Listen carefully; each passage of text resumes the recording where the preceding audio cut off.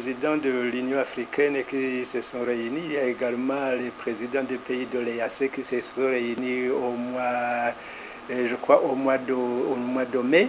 Et ils avaient donné des conclusions constructives parce qu'ils ont avancé même les échéances des élections au moins d'un mois et demi. C'était pour donner le temps aux pentagonistes de réfléchir, de voir ce qui est bon sur le Burundi. Et on a donné des conditionnalités comme quoi on devrait d'abord désarmer la population, plus précisément les jeunes Imbonerakure du parti au pouvoir.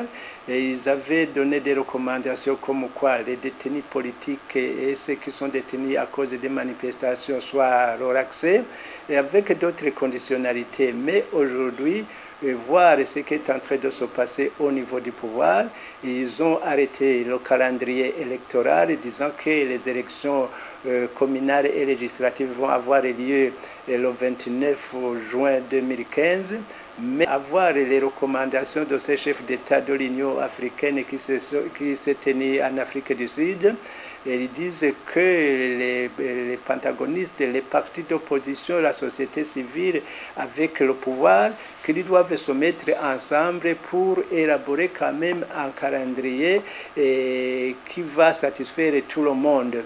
Alors si le président de la République continue à dire que les élections auront lieu le 29, c'est-à-dire qu'il ne veut pas entendre, même le parti au pouvoir, même le gouvernement ne veut pas entendre les conseils de ces chefs d'État, raison pour laquelle ça peut risquer une guerre civile ici au Burundi. Et je vois que il y a beaucoup de gens qui nous conseillent le pays. Il y a même l'Union européenne qui a déjà donné sa position. Il y a la Belgique qui a déjà donné sa position, disant que comme quoi une fois Pierre Nkurunziza brigue le troisième mandat, et même s'il décidera qu'il a été élu, qu'ils ne vont pas reconnaître le président Nkurunziza comme un chef d'État. Alors par là, il y a des sanctions qui seront prises pour le Burundi.